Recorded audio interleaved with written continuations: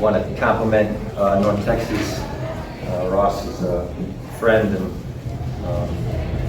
last year I think they took 7th place, and the growth in the second year is something that should be complimented. They have a real identity, and the toughness I think rang true today.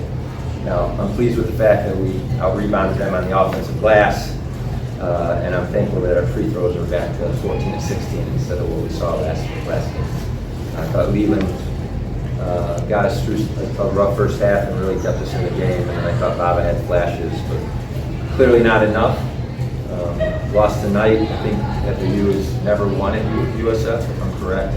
So we're going to wash this, focus on USF, and see if we can get a win there on the road. So most of our focus will be moving forward to that goal. Any questions? Robbie? North Texas slowed you guys down in the second half, didn't stop the field goal for 9 minutes. Is there anything they did different in the second half compared to the first? Defensively? I would say it's a 50-50 thing. You can't ever say they didn't do something because they did. But the 9 assists on 20 baskets, but you need ball movement to beat them. I thought a lot of the ISO stuff, some of the post-up decisions, the double team, we didn't handle those things well. So that's half on them and half on us. So you can't beat them because they're so good at defense without ball movement. We didn't have enough of it. Brennan obviously has a big game today. 16 points, fills up the stat sheet. What was it really that he was giving you guys that was making it difficult to guard him? I think at the end of the day, he was better in one-on-one scenarios than we were at one-on-one defense. And then I thought he handled the double team better than we did. And he's grown, and he's a great kid.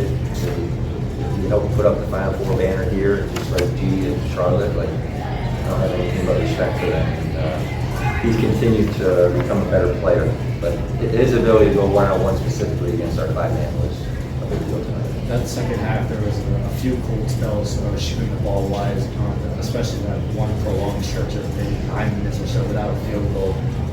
Was it the toughness of the Mean Green defense maybe, or what was really leading to? I mean, I thought we came out at halftime, he had one wide open. So like, some of them are wide open and some of them aren't. It's the same thing as the last question. It's 50% on us for missing open ones, and then 50% they get a lot of credit for always being there on time. I thought our closeouts were absolutely atrocious, and I thought their closeouts were excellent. And you can see that just in the 3-point shooting alone. But 7-21, it's not awful. 14-16 from the line, we made more than they even shot.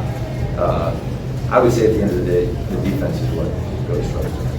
What was the message to the team in the locker room? How do you think they responded? I'm just going to leave that in the locker room. There's 2 things that are going to be drastically different next game, and we'll address that moving forward. Coach, obviously, you've faced this team before. You've understood their strengths and weaknesses going into this game the second time around.